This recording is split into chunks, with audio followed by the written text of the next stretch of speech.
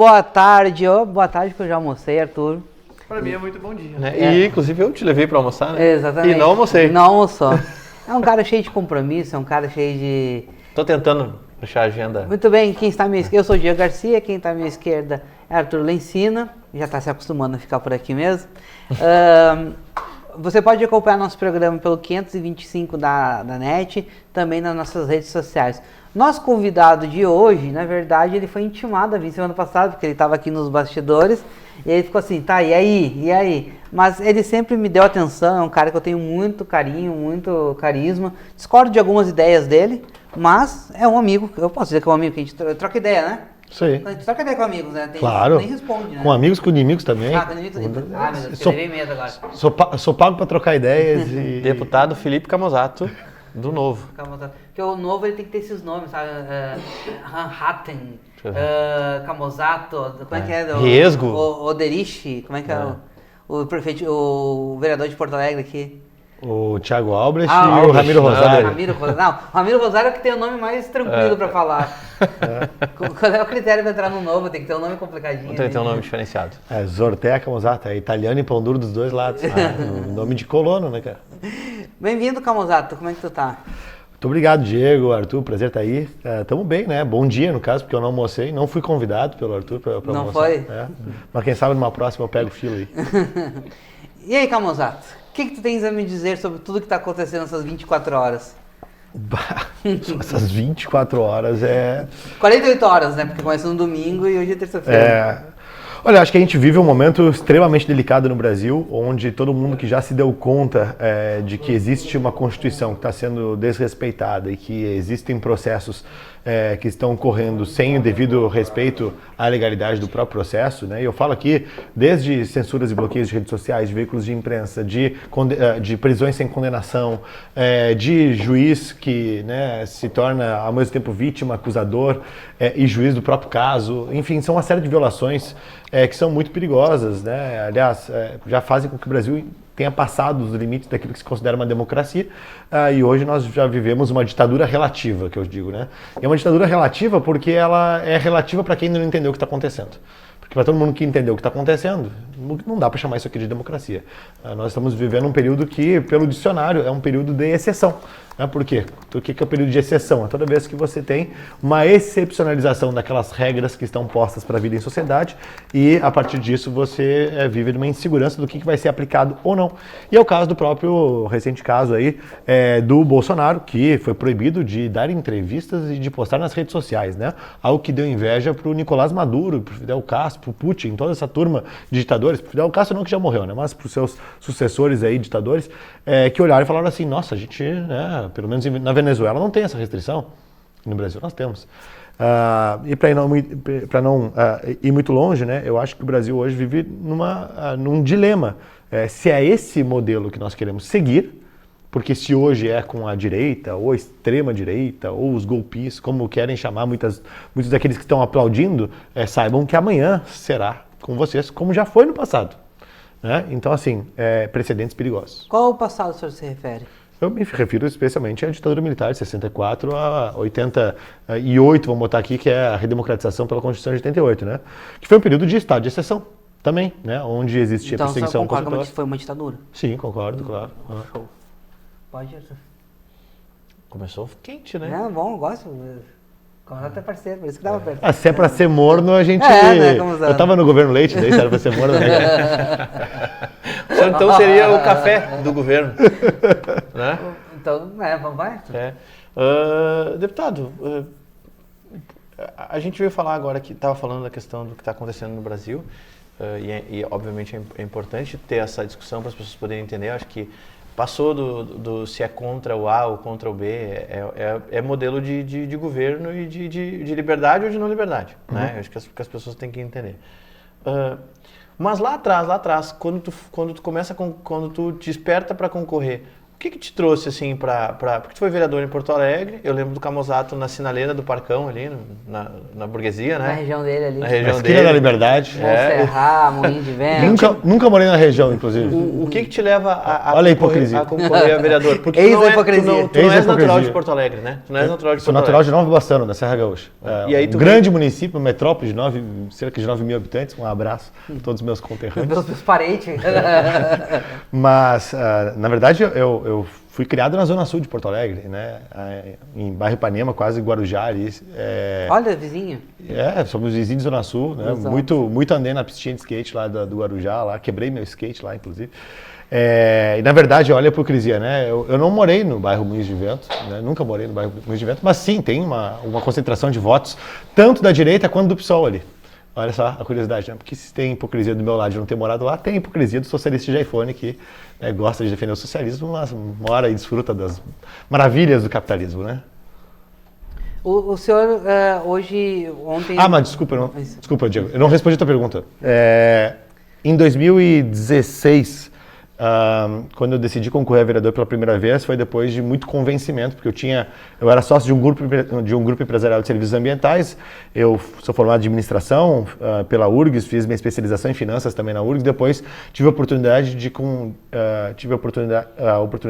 uma bolsa de estudos, estudar no exterior. Instituto Ling, né? Instituto Ling, eu fiz uma pós-graduação em Georgetown em liderança competitiva e quando eu regressei, então eu estava 10 anos no mercado, no setor privado, eu fui estagiário, fui vendedor, trabalhei com consultoria e auditoria, depois durante cerca de 6, 7 anos entrei de estagiário até me tornar sócio desse grupo empresarial. Quando eu entrei tinha por volta de 5 funcionários, quando eu saí a gente estava em torno de 70 funcionários. Então assim, uma empresa que ainda hoje está aí, está maior ainda, enfim, está dando super certo. Os majoritários são pessoas muito competentes, né, e me deram a oportunidade de trabalhar lá e crescer. Mas em 2016 então, depois de muita insistência, me convenceram a ser candidato a vereador. E eu entrei para ajudar. O Novo recém tinha sido criado, eu tinha sido um dos fundadores do partido. Na minha família nunca tinha tido ninguém na política, né? Na verdade, meus pais odiaram a ideia de eu entrar para a política e eu resolvi ajudar quando eu tentava, lá na empresa, fazer a renovação de licenciamento, fazer a abertura de uma nova empresa e me deparava com burocracia, com carga tributária, com um monte de questões bizarras. Né? Teve funcionário nosso que estava dormindo na frente do cliente, foi dormindo com o carro estacionado da empresa na frente do cliente, flagrado por câmeras, foi demitido por justa causa. Nos incomodamos com o cliente ainda e depois ele ainda ganhou a ação trabalhista, entendeu? Coisas bizarras assim. E aí eu olhava para aquilo e dizia, isso aqui não tem nenhum fundamento, não tem chance do Brasil dar certo se a gente desrespeita quem trabalha, quem produz, quem empreende, se a gente cobra quase 40% da renda de todos os brasileiros para prometer um monte de direitos que eles não têm, né? É saúde, educação, segurança, infraestrutura, né? Na verdade o que tem para quem é pobre, né? Não tem vaga na creche, não tem saneamento, é assaltado na parada de ônibus, os ônibus ainda são uma porcaria, melhorou muito nos últimos anos, mas em geral são muito ruins em transporte público, incomparável com o primeiro mundo, e além de tudo isso, a casa alaga, né? Então assim, o que o Estado faz para ti? Não, ele te rouba, só isso. Ele te assalta, ele bota a mão no teu bolso, ele te tira 40% da tua renda, tudo que tu suou para trabalhar, e depois ele te dá um tapinha nas costas e diz, segue votando aí, amigão, e confia que vai dar certo. Então é um pouco disso que surgiu na minha indignação de, tem que entrar e tem que fazer com que a política tenha mais gente qualificada para ajudar a tomar as decisões certas, porque a gente não leva, eu tenho uma filha de 3 anos, né, Catarina? Eu não levo ela doente no eletricista, eu levo ela no médico. Mas na política, às vezes a gente acredita no milagre, de que o cara que é um bom puxador de voto, meu aliado, meu parceiro aqui, vai ser um bom secretário da saúde, da educação. O cara não entende nada, né? A pessoa não entende nada. Não vai dar milagre assim, não existe esse negócio. E isso vale não só para quem, como eu, sou de direita. Eu sou um liberal, sou de direita, mas eu quero também que na esquerda tenham pessoas qualificadas, que possam fazer boas administrações, porque no final do dia, todos nós vivemos no mesmo barco, né? O boleto não tem ideologia no final do dia, né? Exatamente. Então, se um governo de esquerda ganhar, torcer para tudo dar certo. Se o governo de direita ganhar, torcer para tudo dar certo. Se der errado, nós estamos tudo ralado, né? E as coisas acontecem e a gente paga a conta. Sobre dar errado, como é que é? Se der errado, estamos todos ralados, né? Isso. Vamos lá. Governo brasileiro, como o senhor avalia? Governo estadual, como o senhor avalia? Governo municipal, que é um governo que o senhor apoiou agora no segundo turno, como o senhor avalia? Começar pelo federal, né? Federal, torcendo para que acabe logo, né? Uma desgraça, né? Nada que a gente já não soubesse que aconteceria.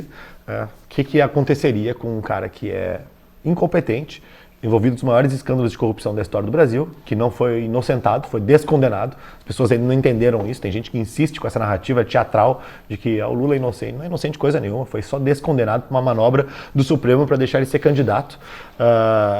Né, vários dos grandes bilionários, tanto falam em tributar ricos, mas os grandes bilionários lucraram nos governos e lucram nos governos petistas e tiveram ainda o dinheiro angariado por meio da corrupção devolvido. Né? Fato, que é fato. Fato, né? Então, assim, e aí réus confessos, inclusive, tendo suas possibilidades de se candidatar devolvidas, dinheiro devolvido e por aí vai. Bom, então o governo federal é um desastre. Governo estadual, eu acho que o governo estadual, assim, a gente, supostamente o gaúcho elegeu um governador, mas ganhou um publicitário. Porque virou uma grande esquete de publicidade, né? É documentário, é jatinho, é Portela, é inacreditável. O governo Leite, o segundo governo Leite é incomparável com o primeiro governo Leite. O primeiro governo Leite fazia reforma, falava em responsabilidade fiscal, estava pensando em fazer o ajuste de contas e dar uma continuidade ao que o Sartori vinha fazendo para que o Estado pudesse, primeiro, caber dentro de si mesmo e, segundo, começasse a melhorar os serviços. O segundo governo Leite, tirando a questão da segurança pública, que melhorou bastante, o resto, né, é o governador tentando virar presidenciável. É basicamente isso que se trata. Né? A educação, não conseguiram entregar uniforme. Com a data certa. Diegão, uniforme, cara, R$500 bilhão, 500 milhões de reais. 500 milhões de reais. Vamos dar uma dimensão do que eles gastaram, o governo do estado. 500 milhões de reais é maior do que o orçamento de mais de 90% dos municípios do Rio Grande do Sul. Mais de 90% dos municípios do Rio Grande do Sul não tem 500 milhões de reais de orçamento. Eles pegaram 500 anual, milhões. Né? Anual. Eles pegaram 500 milhões de reais, compraram o uniforme, fizeram o uniforme com a data errada e tem gente até agora esperando o uniforme de verão e nós já estamos terminando aí, encaminhando para o final do inverno. Então, esse é o nível da competência que está esse segundo governo Eduardo Leite. Então, assim, muito, que eu nem falei, né, morno, porque ele até fala umas coisas bonitas, mas quando tu olha entre o discurso e a prática, né, se eu fosse me guiar pelo discurso, bom, só pelos outdoor que ele encheu em direção à Serra Gaúcha e ao litoral gaúcho, para aproveitar o pessoal que está passeando aqui no estado, né, está vindo de turismo, para parecer que ele é um bom governador, até porque vem um turista do Nordeste, do Sudeste, né, olha assim, pô, olha só, né, plano Rio Grande, um bom plano, né, então, acha que o Eduardo Leite é um exímio gestor, um baita governador, e talvez essa é a intenção dele de forrar tudo de publicidade, né, para poder fazer uma maquiagem aí com o que é os reais dados do governo. E, por último, o governo municipal, Sebastião Melo, é o governo que apoiei no segundo turno, sim, especialmente porque era contra o marido Rosário. No primeiro turno eu fui candidato a prefeito. Eu lembro. Falei aquilo que eu acredito. Levamos ele, inclusive, para conhecer o Pinheiro. Né? Essa é uma piada que eu faço com ele. E falei aquilo que eu acredito na campanha, do que está errado, do que estava errado e do que segue errado. Né? Tem muitas coisas que ainda são desafios de uma administração como a do Sebastião Melo, que é uma administração de coalizão ampla, onde tem uma série de partidos ali que não estão interessados em fazer o melhor trabalho, estão interessados só em ocupar espaço. Né? E aí tem coisas que estavam no plano de governo do Melo, que ele abraçou, por exemplo, no segundo turno, que parte da base não quer votar. Concessão do DEMAI, por exemplo, fica fazendo corpo mole. Querem que o pobre siga no esgoto de Porto Alegre por conta de ideologia política. Isso é ridículo. Né? O PT no Nordeste e Norte fez isso. Aí aqui, não. Né? Então, assim, acho que é um governo que ele né, bota aí uma nota 7, tá? Porque, obviamente, tende muito a melhorar, mas, obviamente, a gente tem muita coisa que é melhor do que se a gente tivesse outras opções. E acho que a gente tem alguns secretários ali que são bons secretários. Né? E eu não vou falar só de secretários, por exemplo, a Júlia Zardo, que é adjunta, que é do meu partido, né? Que é adjunta de Meio Ambiente e Sustentabilidade, ou do José Criesgo. Lembra dessa menina no dia do sorteio, tua equipe estava meio atrasada, eu tô aqui representando o Camozato. Me representou? Lembra? Ela concorreu a vereadora. Concorreu a vereadora. Sim, mas a equipe do Camozato estava atrasada no dia, assim, que eles estavam num evento. A gente estava num evento... debate que o programa... Não, foi no sorteio. Era o sorteio de onde seria cada gravação dos programas. E ela estava entregando os panfletinhos. E era no centro, eu estava numa agenda na Zona Norte. E aí, nesse deslocamento, eu falei pro Diego, Ferrou. Não vou conseguir chegar a tempo aí dele. Não, tá a Júlia Zarda aqui. Ela me representa, né? Ela me representou lá. Muito querida, muito querida. Não, e profissional muito competente. Ela é arquiteta, tá na área que tá fazendo agora, tocando o plano diretor. Vocês, por que vocês não E optaram? o José Priesco, desculpe interromper, que está na Secretaria de Parcerias, que também tem formação no direito, tem experiência também já de gestão. Mas, enfim, acho que tem alguns secretários, não apenas do meu partido, alguns outros também técnicos que são bons, mas a gente tem muita gente ali também que daqui a pouco está mais atrapalhando do que ajudando o governo. Gosto, Camusato. Camusato, mas não seria mais viável ou pegar a Secretaria de Desenvolvimento Econômico, porque é uma pauta que vocês defendem? Sim. Tu nunca pleiteou essa secretaria? É que assim, a gente entende que o Novo, ele poderia estar participando de várias das secretarias, tá? Porque não é porque o Novo tem uma pauta econômica mais clara do que outros partidos que a gente deveria estar na Secretaria de Desenvolvimento Econômico. Tenho certeza que a gente faria um excelente trabalho na educação, na saúde, em outras áreas. Secretaria de Meio Ambiente, por exemplo. Vou pegar fizeram memes meus na campanha de prefeito que eram muito bons, que eu falava muito da prefeitura de Joinville, né? Que era a primeira prefeitura de grande município do Novo, maior cidade de Santa Catarina, mas que é um exemplo da administração assim do partido. Assim como o estado de Minas Gerais. Assim como o estado de Minas Gerais. E você pega os dados da saúde, da educação em Minas Gerais e em Joinville, ambas as gestões do Novo melhoraram significativamente os resultados na ponta para o cidadão. Em Joinville nós temos hoje a melhor educação pública do Brasil e a melhor saúde pública do Brasil. Então assim, por que a gente não aplica, por que o Novo só pode administrar questões econômicas? Acho que a gente sabe fazer também, né? Sim. Na parte de finanças, entendemos da parte econômica, mas as outras áreas também. É que no final do dia nós estamos defendendo o quê? Que se profissionalize a gestão, de que você tenha pessoas competentes, que saibam o trabalho que estão fazendo e que a gente seguir pelos resultados, né? Por indicador de desempenho. É aquele negócio, né? O que é o indicador de desempenho? Se eu estou dirigindo meu carro e tem um pardal ali que é 60 por hora, como é que eu vou saber se eu estou a 60 por hora ou não? Tem um velocímetro que é a minha ponta. Ele está indicando para mim a minha velocidade. Bom, se eu sou o gestor da área da educação, como é que eu sei se eu estou fazendo um bom trabalho ou não? Qual é o nível de aprendizado do aluno? IDEB. Qual é a nota do IDEB? Qual é a alfabetização? Qual é a evasão? Então tem que olhar para esses indicadores e dizer, se isso aqui está mal o que a gente está fazendo aqui. Como é que a gente melhora esses resultados? Porque só ficar fazendo um discurso, post bonito, abraçar a criança, legal, é muito bonito, mostra que tu é um cara humano, mas não vai fazer a criança se alfabetizar e ter um futuro melhor no trabalho, que é o que nós precisamos. Não seria o caso, isso como deputado, eu gosto eu nem digo, eu sou massa, sou povo, então quando eu falo isso, eu penso com pensamentos óbvios, lógico, né? O senhor pegar os índices que, por exemplo, deram certo hoje em Minas Gerais, que é o maior case de vocês, do partido, e chegar para o Eduardo Leite, por que não faz assim? Funciona. Não seria simples, senhor, como deputado parlamentar, fazer isso com o governador? Muitas das vezes a gente faz isso, né? Aliás, tipo assim, governador, tá aqui, isso aqui. Várias das críticas que nós fizemos, a gente ampara elas no que a gente viu que deu certo nos lugares e que aqui não está se fazendo. E várias outras, existem outras dificuldades também. Por exemplo, uma das coisas que o Eduardo Leite teve competência, e é uma competência do governador Eduardo Leite, é a articulação política. Ele tem um governo de coalizão ampla, onde ele conseguiu ter maioria desde o primeiro governo para aprovar o que ele quisesse. O Eduardo Leite aprova o que ele quer na Assembleia. O Zema não teve isso. E isso, obviamente, é uma dificuldade do governador do Novo, ser um partido pequeno, de ser o primeiro mandato, de não ter experiência na política e tudo mais.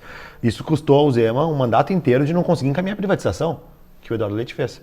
Então, nesse ponto, eu não tinha como falar para o Eduardo Leite, né, privatiza, porque está fazendo.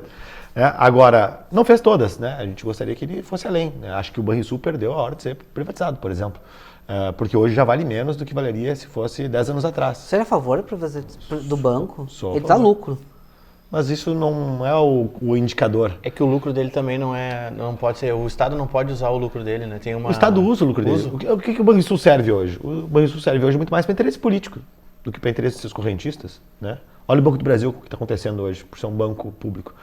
O que tu bota lá? Tu bota aliado político, tu faz uso do dinheiro do banco para fazer tuas conveniências políticas, publicitárias e por aí vai. Isso é a essência de estatal, né? E aqui eu não me refiro essencialmente ao Banrisul, A ou B estatal. Estatais são assim. Estatais, elas são, primeiro, obrigadas por lei a serem mais ineficientes do que empresa privada, porque estatal tem que contratar por concurso, tem todas as restrições. Tem todos os traves, né? Tem todos os entraves da legislação. E além de tudo isso, ela é controlada por políticos. Né? Então, assim, o brasileiro tem aquele negócio, né? Eu não gosto de político, não confio em político, mas eu gosto de estatal. Estatal é uma empresa controlada por políticos. Então, assim, quando a gente olha para o que virou a Embraer, a Vale, são empresas que foram privatizadas e que passaram a ganhar muito mais eficiência. Inclusive, essas empresas hoje contribuem mais com o Brasil em impostos pagos do que geravam de lucros no passado porque eram ineficientes. E é um caso, possivelmente, do Banrisul. O Banrisul hoje, o retorno que ele dá para o Estado em comparação com o que ele custa para o Estado, ele é incomparável com o potencial que ele teria se ele estivesse competindo no mercado. Então, assim, hoje ele, na verdade, só se sustenta com certa lucratividade porque existe um monopólio da folha salarial e certas restrições de outros bancos do setor privado de poderem oferecer alguns produtos, ou mesmo de ter alguns subsídios estatais em linhas de crédito que outros bancos não conseguem ter cacife para fazer. Então, assim, ele não está jogando as regras do jogo do setor privado exatamente, né? Então, esse lucro dá para botar um asterisco, assim, né? Que uma parte desse lucro é ineficiência, tipo, não é que a gente já paga assim, e está nos custando de outra forma, entendeu? Agora, não sei se é uma coisa que seria uma prioridade para amanhã, ganha o governo do Estado, o Camosata é governador, primeira coisa, privatizar o Banrisul. Não sei se seria na ordem de prioridades a primeira coisa, tá? Embora ideologicamente eu concorde que deva ser feito, eu acho que a gente tem 3 problemas muito grandes no Rio Grande do Sul que são topo de lista ali. Primeiro, se a gente olha pelos rankings de competitividade, que é o que nos interessa dizer se o estado é melhor do que outros estados e no que a gente é melhor que outros estados. Porque a gente pode ignorar os outros estados, mas as pessoas não ignoram os outros estados. O gaúcho se muda, vai para Santa Catarina, vai para São Paulo e busca outras oportunidades. Aliás, o Rio Grande do Sul é um dos estados que mais perdeu população por causa disso. Então a gente pode ignorar os outros estados, mas as pessoas não ignoram. Assim como os investimentos. As empresas se mudam, né? E por aí vai. A gente tem visto isso no Rio Grande do Sul. E quando a gente olha para os 3 piores gargalos, que a gente tem 3 piores desafios de competitividade do Rio Grande do Sul, o primeiro é solidez fiscal, ou seja, o Estado não cabe dentro, né? O seu orçamento não cabe dentro daquilo que ele arrecada, gasto mais do que eu arrecado, né? Aquela responsabilidade. Imagina a tua casa lá, todo mês tu fica no cheque especial. Isso aí vai dar problema. Ele fica. E o Estado do Rio Grande do Sul, ele foi durante muitos anos assim. O primeiro mandato do Eduardo Leite colocou as contas em ordem, no segundo ele abriu a porteira para aumentar um monte de gasto de novo. Aliás, agora, na véspera, então logo entrou o recesso parlamentar, ele botou um decreto para criar penduricalho para procurador do Estado e auditor fiscal. Os caras que ganham 40 pau vão ganhar agora mais umas licenças... mais uns bônus. Mais uns bônus, as licenças, as folgas não remuneradas, além das férias, que podem ser convertidas... que aí na frente vai se dar uma decisão judicial nesse sentido, em dinheiro. É ridículo, assim, né? A gente resolveu já a educação, resolveu já as estradas, resolveu as escolas. Pô, no início do ano, as aulas demoraram para voltar porque não tinha ventilador em escola. Estava muito calor, por exemplo. Né? Enfim, então, primeiro, solidez fiscal. Tem que cortar na própria carne, gente. E aí, eu faço isso no meu mandato. Eu sou o deputado mais econômico da Assembleia. Eu não uso todas as verbas disponíveis. Eu economizo mais de 90% delas. Tá, e essas verbas vão para onde? Volta para a Assembleia, que se não usar, volta para o governo do Estado para poder usar em serviços para a população. Aí vai usar na Portela. Eu estou fazendo a minha parte. Tu entende, Camosata? Que eu entendo. Tu não usa, que volta para a Assembleia, que volta para o mas Estado. É que se eu fosse usar, e aí investido eu não posso usar na educação, né? Eu não posso ser hipócrita e dizer aí porque ele tirou o negócio da Portela. Mas volta em filme publicitário. Então, é verdade. Só que se eu usar... Eu vou usar em quê? Eu vou usar em botar mais assessor, imprimir mais panfleto e tudo mais? Não está sendo benefício para a população de qualquer jeito, né? Nisso, 2 coisas que eu discordo contigo, e essa é uma, e outra é uma que vocês já resolveram, que é o fundo partidário. Vocês ficavam brigando com a esquerda, a extrema esquerda, eles ganhavam a arma do Estado e você dizia, não, do Estado eu não quero, eu vou tentar conscientizar os empresários a me ajudar. Que tu sabe que é muito difícil de conscientizar, de ajudar. Se vocês já mudaram, eu não acho nem que é difícil vão de para conscientizar só, é porque não sobra muito dinheiro, né? O Estado toma tudo. Beleza, também, pode ser. Mas até os que sobram, às vezes eles quantos Camosá tem aí por aí solto? Isso é uma coisa e vocês já pacificaram e vocês hoje estão indo para a luta, para a guerra ou para a disputa política melhor equipado. Com as mesmas condições de... Não é as mesmas, mas melhor equipado. Estão jogando o jogo. E outra coisa que eu acho também é o seguinte, os deputados de direita ou do Novo, ou o que seja, se sabem mesmo e sabem utilizar os recursos, usariam para se ampliar as suas bases, crescerem, tomar conta, ganhar ideias e mentes e corações, que é o que a esquerda faz e faz muito bem. A gente não pode negar isso. Então, assim, automaticamente acaba sendo... Tu economiza, sem dúvida. Mas daqui a pouco tu não expande. Ah, mas é uma visão política antiga. Cara, a gente não pode ficar na rua gritando e as pessoas dentro... E quem assume o poder não consegue transformar as tuas ideias. É demorado, sei que é demorado. Eu te entendo, mas tem 2 pontos. Primeiro, eu não deixo de fazer nada que eu acho que precisa ser feito. E eu cuido, na verdade, para não desperdiçar e não abusar. Então, assim, eu tô fazendo... Eu não tenho restrição de usar. Perfeito. A questão tem que ser um bom uso. O que a gente vê muitas vezes é um mau uso. Então, assim, outra, que moral eu vou ter? Para pegar e dizer para o Eduardo Leite, não gasta com um jatinho ou bota dinheiro público num documentário de autopromoção, se eu tô pegando dinheiro público e usando para fazer o meu próprio documentário, entendeu? Então, assim, tem que ter um pouco de... Te entendo. De cara de pau não, coerência. Cefragol, coerência, né? Porque, né, e são esses 2 elementos. Agora, eu entendo o teu argumento, né? Eu acho que a gente já teve um momento em que era regra não gastar. Isso não tem mais a regra. Mas eu mantenho minha linha de coerência. Era filosofia também, né? Mantenho minha linha de coerência de, cara, não é porque a gente pegou agora e diz assim, legal, né? Vamos usar as regras do jogo, que eu vou sair torrando agora o dinheiro dos outros, né, cara? Eu acho que isso... eu não dormiria a noite tranquilo fazendo isso. Agora tu esclarece um ponto e eu já faço uma outra reflexão, que tu diz o seguinte, eu não deixo de fazer as coisas, eu cuido. Isso. Porque tem gente que não. Tipo assim, cara, já vi deputados que não vou fazer. Não vou fazer porque que vão pensar de mim, né? Mas é o que tu disse, eu não deixo de fazer o que tem que ser feito. E isso é importante, porque acaba que nem o Diego falou, acaba uma economia que não é economia. Uma economia que não é economia. Entendeu? Deixa eu chamar a Giovana lá do estúdio para ver as notícias de hoje. Ficou bom debate, hein? Tá muito bom. É que eu esqueci de falar os outros 2 pontos. Calma, já vamos lá. Gi, tudo bem, minha querida? Porto Alegre, linda nossa cidade, né?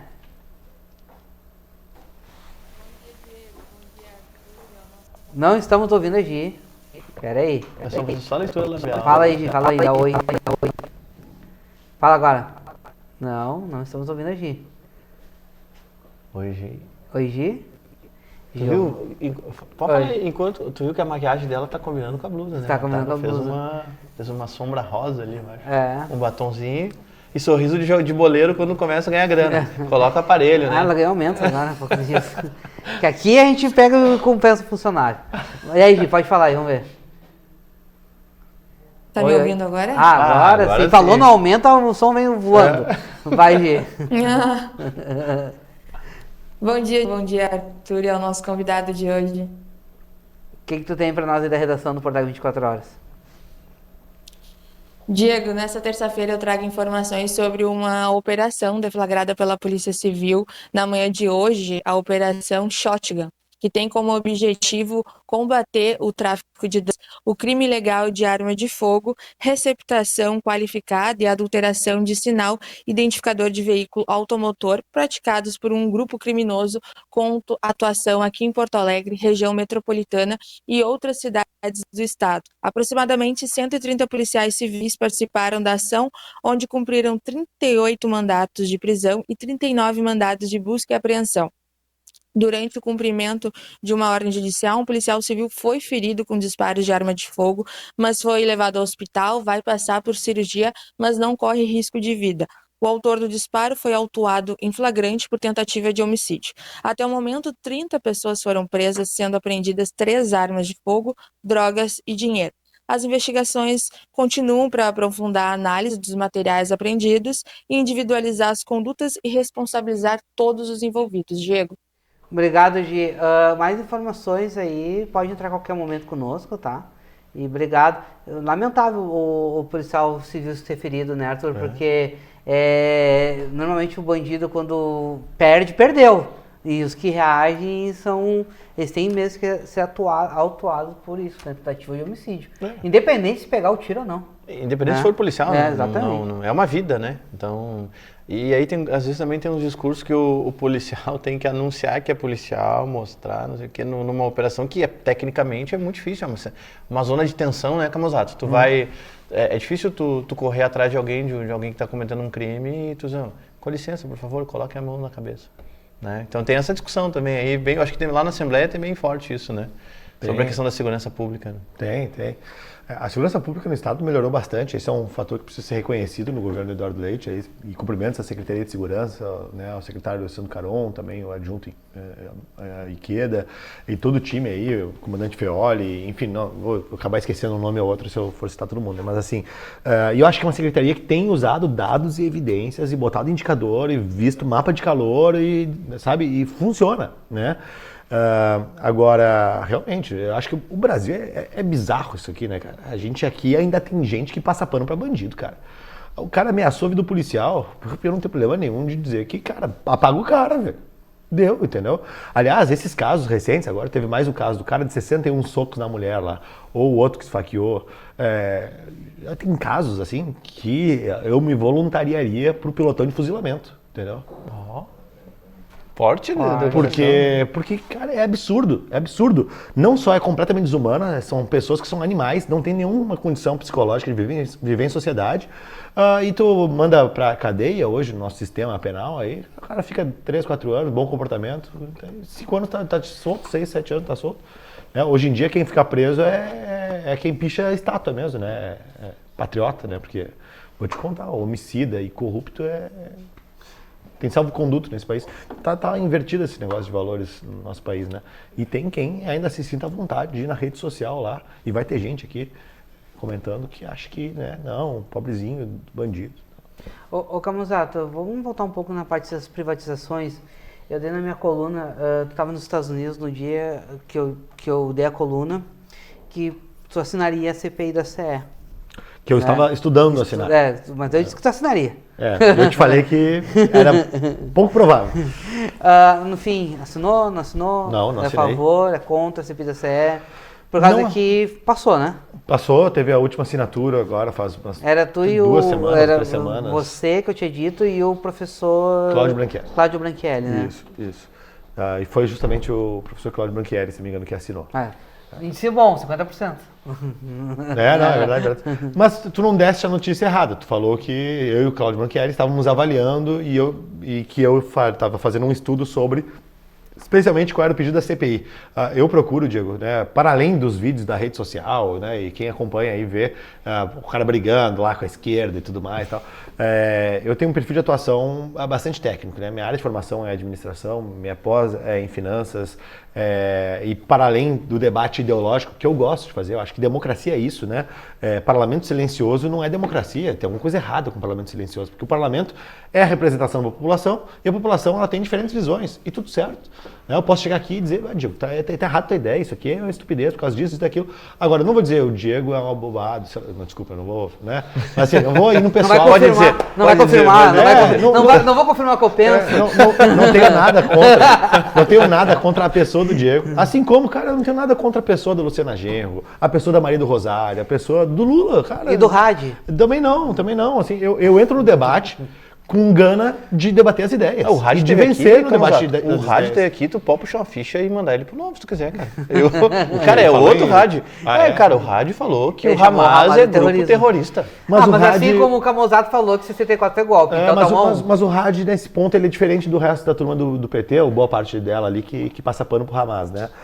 Tem uma turminha ali. Agora, na Comissão de Direitos Humanos, os caras fizeram uma manobra, na minha opinião, irregular, de fazer aqui falta o telefone, né, nesse programa. Vereador Ramiro Rosário me ligando. Diz pra ele, liga no 24.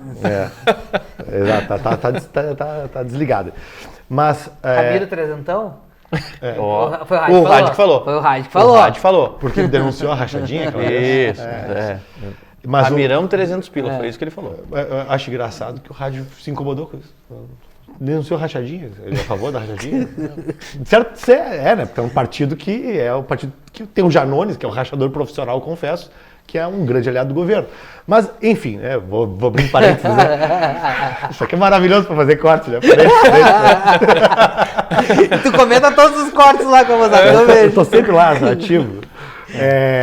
Mas tu sabe que eu gosto de ficar olhando vários perfis, tanto de esquerda, direita, de veículos diferentes de imprensa, porque tu vai vendo como é que tá as opiniões da sociedade sobre determinados assuntos, e eu vou nos comentários, porque uma coisa é como é que entra a publicação, outra coisa é como é que a população está reagindo.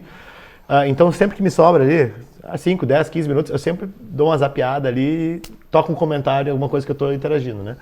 Mas, enfim, o que eu estava dizendo é que, independente da questão da pessoa, de eu ter grandes divergências ideológicas, não tem problema nenhum pessoal com essas pessoas. Eu acho que o problema de você ter uma dificuldade de debater os temas que interessam a população é não ter maturidade dos agentes políticos de debater as suas divergências. Como assim? Eu não posso estar na mesma sala que a Maria do Rosário, porque ela discorda de 90% do que eu penso e vice-versa? 99%. 0,9%. Não, né? Aliás, em todos os debates que nós tivemos ao longo da corrida da prefeitura, eu fiz um debate muito franco, duro, inclusive, muitas vezes, mas nunca desrespeitei. Inclusive, a gente teve uma boa relação, né? Mesma coisa com o Melo, com a Juliana Brizola, e assim é no parlamento. Eu não tenho nenhum problema. No nosso debate ali, rolou uma rusga ali que ela chamou o Ramiro Rosário do negócio da água, lembra? E tomou uma também. Mas tu vê que não foi nada pessoal. Eu e ela não tivemos nenhuma desavença pessoal e não tenho na minha história na política isso aí. Por quê? Porque eu acho que o que interessa é debater as ideias, os problemas, as soluções. E claro que eu acho que o cara que é de esquerda está errado. O cara que acredita em socialismo e liberdade está errado, entendeu? Mas o Robaina teve aqui, errado. Mas o cara que acredita em socialismo e liberdade, tá tudo certo o cara não ter tido maturidade intelectual ainda. Viu, Camazotto? O Robaina teve aqui e nos explicou, né? Por que ele cabia. Socialismo e liberdade. Porque o Van Hatten disse assim, perguntem pro Robaina como é que socialismo e liberdade podem conviver na mesma sigla. Eu sei. Né? Eu sei. É que tu dá liberdade pro preso político escolher com qual munição ele quer ser eliminado. Eita. O regime cubano dizia, não, mas vai ser de fuzil, vai ser de... Não, brincadeiras à parte, mas a divergência, eu acho que a democracia é isso. A democracia, ela é a divergência, ela é as opiniões, é o barulho. Porque quando tu tem o silêncio das vozes, talvez o barulho vai ser substituído pelos gritos das prisões, das perseguições, ou mesmo o rugir das armas, né? Então, assim, não é isso que nós queremos. Então, por isso, nós temos que ser, sim, barulhento nas divergências, para que no final das discussões a gente tenha os melhores resultados. Eu queria te perguntar, Camozzato, faltando 1 ano e meio para as eleições, que falta hoje, o Novo já formou sua aliança já com o PL, né? Ele embarca, eu faço uma coluna nossa também, vou até a foto do Van Hatten jantando com o Zucca em Brasília, dizendo que era bem provável que... Lembra essa foto aí? Lembro. Que era bem provável que o Novo fosse embarcar com o PL, assim como... Olha, o nosso índice de acerto tá alto, né? Nossos informantes são bons. Se fosse bet, hein? Inclusive bet, se vocês quiserem, nós estamos abertos. Por que já o PL, por que já o Novo já está avisando esse caminho? Acho que tem duas coisas importantes nessa união que nós estamos fazendo. Primeira delas, né? O Novo está muito posicionado sobre o que acredita enquanto agenda, né? Nós acreditamos numa agenda reformista, numa agenda de desenvolvimento econômico, numa agenda que faça com que o Estado volte a ser um Estado próspero, onde o gaúcho tem orgulho dessa terra, onde a gente possa resgatar esse sentimento de que, cara, meu Estado é um Estado forte, legal, aguerrido, que eu tenho um futuro aqui. E nós não temos isso, né? Nós perdemos isso. E foram sucessivas gestões ruins, irresponsáveis, inconsequentes e por aí vai, com alguns pequenos espacinhos onde se teve responsabilidade fiscal, um pouco mais de qualidade técnica nos secretariados e por aí vai. E não à toa, né? O trabalho feito no Rio Grande do Sul é um trabalho de profissional. Foi destruído o Estado do Rio Grande do Sul. Né, destruído do ponto de vista financeiro e, por consequência, os investimentos sumiram. A gente tem, eu falava antes dos 3 gargalos de competitividade. A solidez fiscal é a demonstração de que o financeiro foi destruído. O segundo ponto é a insegurança jurídica. Não se respeita contratos aqui, ninguém sabe o que vai acontecer. Um dos pontos de segurança jurídica é, cara, a gente tem um judiciário que é caro, que acha que está mandando super bem, por exemplo. A gente tem aqui a Justiça Trabalhista no Rio Grande do Sul, é uma das piores do Brasil. Os ministérios públicos federais e estaduais, especialmente do meio ambiente aqui, são xiitas.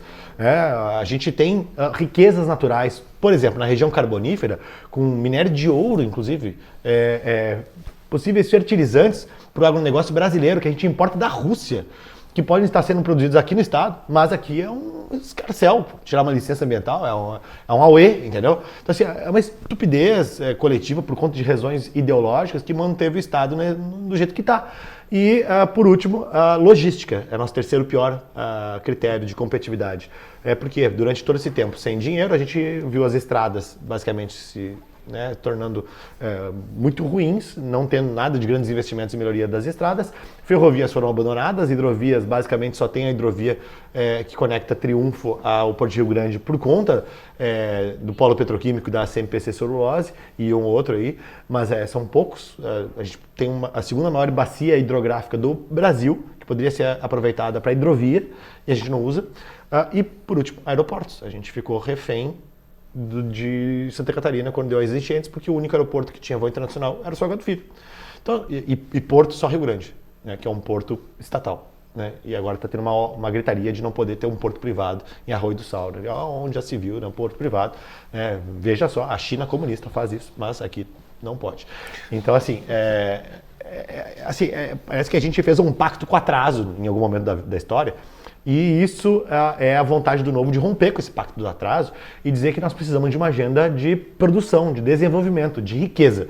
E essa agenda não está com a continuidade desse governo morno e tampouco está com os defensores do retrocesso lá da Venezuela, Cuba e companhia, que é o petismo e seus satélites. Então, é na candidatura do Zucco, né, na pré-candidatura do Zucco, que nós depositamos aí essa confiança de construir alguma coisa alternativa. E segundo ponto, o Marcel, nós desejamos que o Marcel vá ao Senado. O Novo não tem tempo de TV e nós queremos eleger 2 senadores de direita para poder fazer impeachment de Alexandre de Moraes, né, que está mais que claro que é um abusador, um autoritário, enfim, um juiz completamente imoral, para que ele, né, encontre a justiça dos seus atos. E aí precisa ter maioria de direita no Senado, e para isso os estados têm que eleger na próxima eleição. São 2 votos para senadores, e nós queremos que Marcel Van Hatten e Sanderson sejam eleitos senadores pela direita gaúcha. Aí. E para isso o Marcel precisa ter tempo de TV também, e o PL nos dá essa oportunidade também. O Amoedo, que é um dos fundadores do seu partido, ele deu uma declaração forte, né, contra Eduardo Bolsonaro nos últimos dias, que ele jogava contra o Brasil, né. E ele também ele é o grande pensador do Novo. O Amoedo? O Amoedo. Idealizador, né? Foi por isso que ele se afastou do partido, porque essas ideias que vocês tiveram... Eu não conversei com o Amoedo para saber por que ele se afastou do partido, mas eu acho muito natural que ele tenha se afastado quando ele traiu as ideias que ele próprio defendia. Né?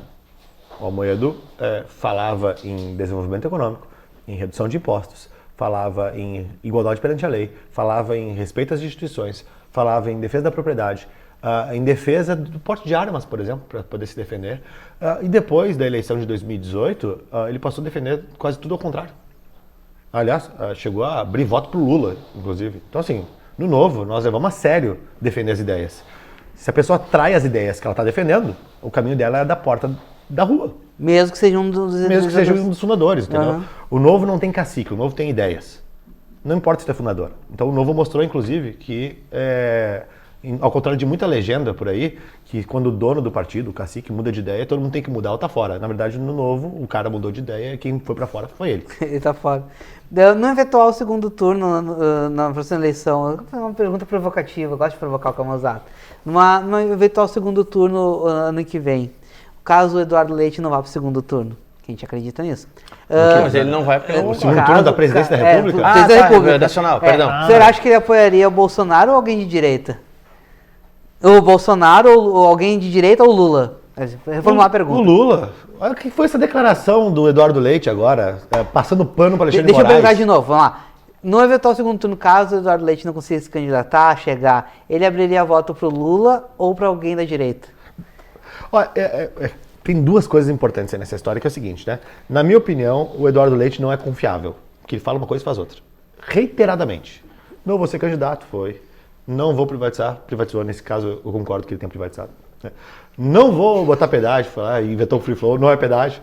Não vou aumentar impostos, tentou aumentar, depois aumentou, porque tirou a isenção da cesta básica. Aí teve a enchente, aí ele revogou a própria extinção.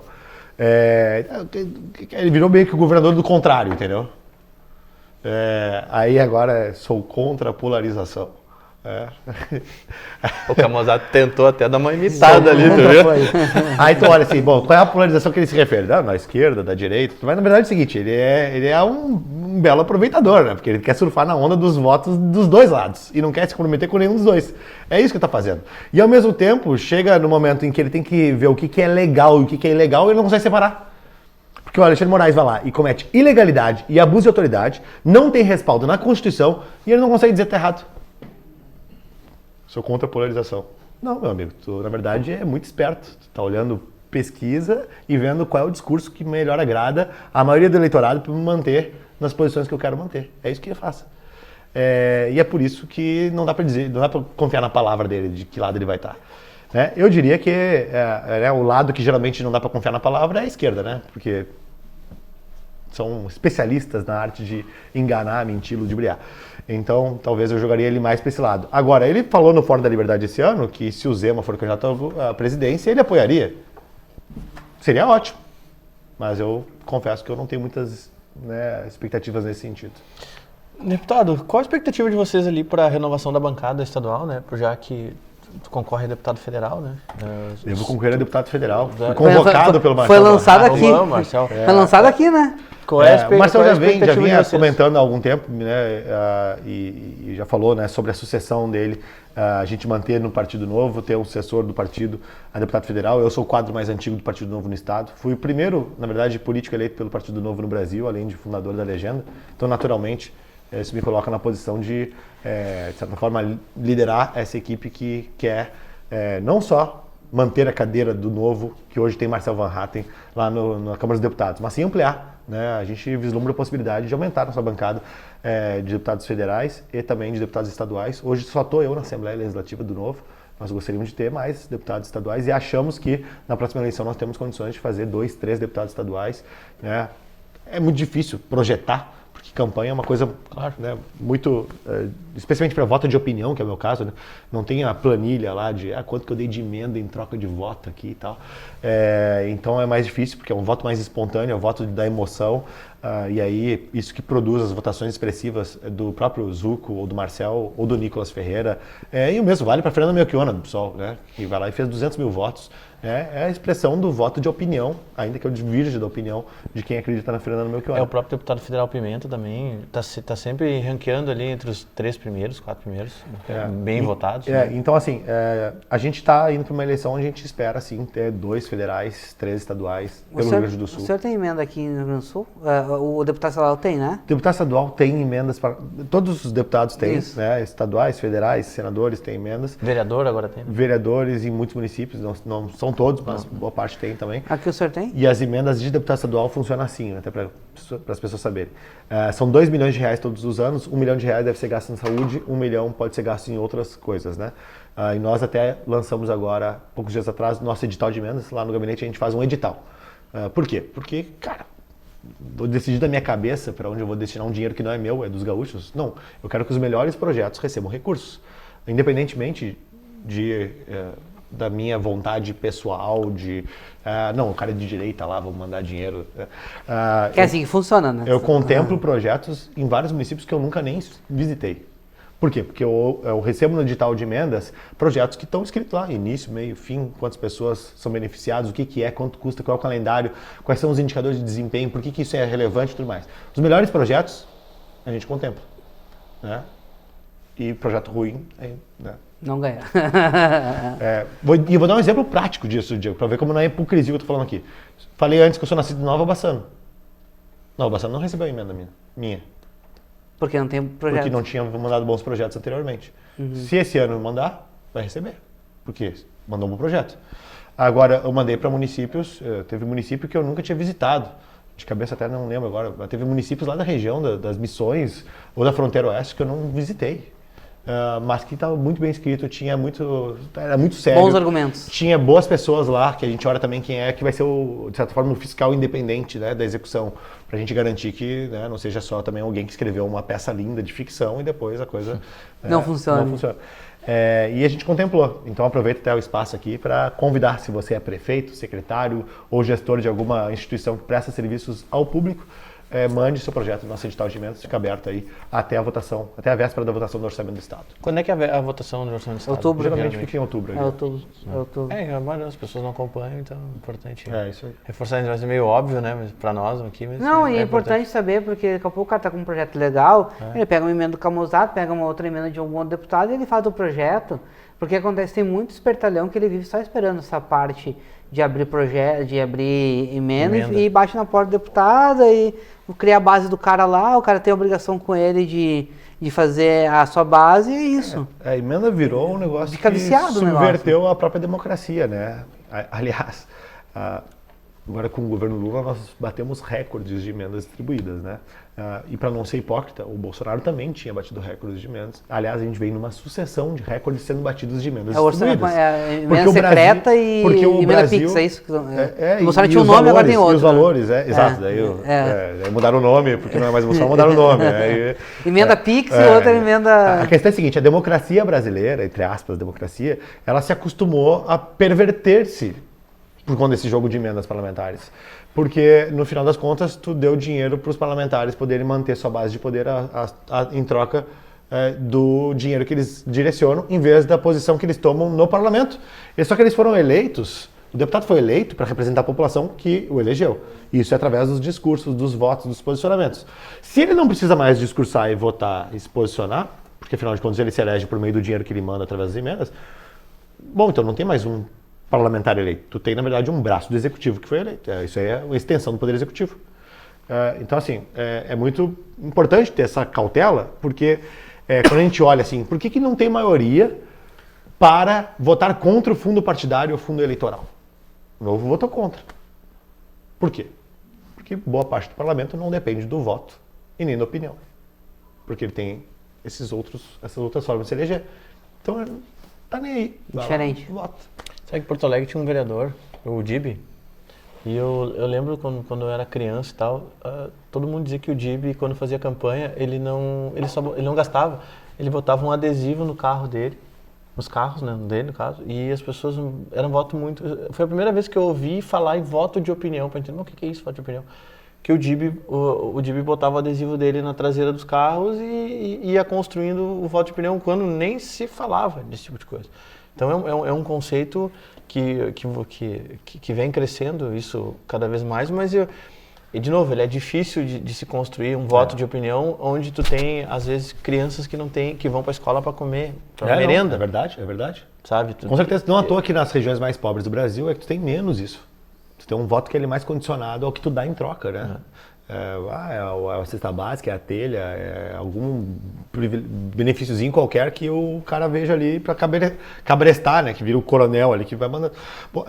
O que a gente ainda não conseguiu fazer, e aí também é um problema da escolaridade do brasileiro. Educação, né? É que a pessoa entenda qual é a consequência dela vender o voto. Né? Porque legal, beleza, no curto prazo eu ganhei aqui...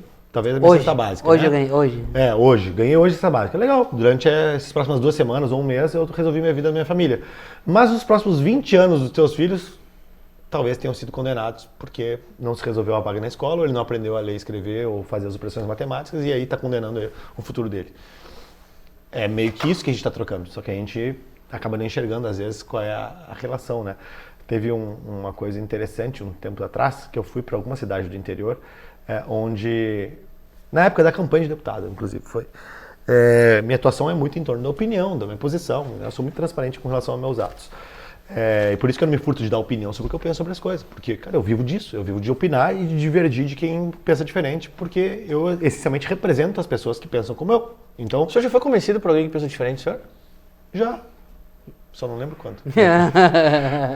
Não, estava numa situação já. Com certeza. Mas é que assim, é o debate de argumentos, né? Claro. É o debate de argumentos. Se tem argumento, tem dado para mostrar, bom, aí eu seria talvez um pouco incoerente se eu não atendesse, né? Mas assim, vamos lá. Esse caso, eu estava na campanha de deputado estadual e aí, por ser muito forte, a rede social ajudou muito, né? Quem tem opinião a se projetar, porque daí as pessoas acabam compartilhando e tudo mais, porque se sentem representadas. E aí eu cheguei numa cidade onde falaram assim, não, mas aqui tu não vai ter voto porque tu não trouxe nenhum dinheiro para cá. né? Aqui tem fulano e ciclano que trazem dinheiro, aqui fulano trouxe 100 mil aqui para fazer uma rotatória e fulana trouxe 200 mil para um negócio aqui na praça lá. Aí, legal, tal, bacana, né? Bom, eu nunca fui deputado, então nunca tive a oportunidade de trazer dinheiro, se é esse o parâmetro. Mas vamos olhar exatamente aqui qual é a situação desses 2 parlamentares que vocês disseram que foram bons para o município. Aí eu fui olhar a votação dos 2 parlamentares ao longo dos 4 anos de deputado. E ambos tinham votado alguns aumentos de impostos e de gastos. E a gente foi calcular. Bom, na proporção do que o município arrecada nesse quesito do ICMS e nesse tipo de gasto, quanto que, na verdade, esse voto tirou do município? Resumo da história, a gente chegou a uma conclusão lá que eles tinham tirado por volta de 5 milhões de reais do município, mas trouxeram 300 mil em emendas. Então, né, só que para fazer a conta, para mostrar para o eleitor essa conta, é muito difícil, não consegue fazer na campanha, né? Camusato, quero muito te agradecer a tua presença aqui. A minha diretora disse que tem que encerrar, mas eu, por mim, ficava mais um tempão conversando contigo. A gente diverte muitas ideias, tu sempre me respeitou, sempre respeitou o Porto Alegre 24 horas. E tu sempre convocado que esteve. Eu quero te agradecer muito pela presença. Assim. E eu quero que tu volte ao longo do ano e eu vou criar uns debates aqui. Beleza. Deixa eu dar agenda. Só que é um debate que todo mundo vai poder falar, tá? Não é aqueles debates que ninguém fala. Deixa eu dar agenda, deixa eu fechar. Claro, vai lá. Amanhã, quarta-feira, nós teremos a jornalista e ex-deputada Manuela Dávila. Quinta-feira, o vice-governador Gabriel Souza. E sexta-feira, o deputado estadual delegado Zucco. Antes do Camusato falar, eu gostaria do seguinte, Camusato. Se tu pudesse deixar uma pergunta para a Manuela para a gente fazer amanhã, o que tu faria? Quanto que ela faturou com o dinheiro do PCdoB, dando consultoria para campanhas dos próprios candidatos enquanto ela era dirigente do partido? Boa pergunta, para amanhã é essa. Gente, quero agradecer a todos vocês. Voltamos amanhã. Valeu, abraço.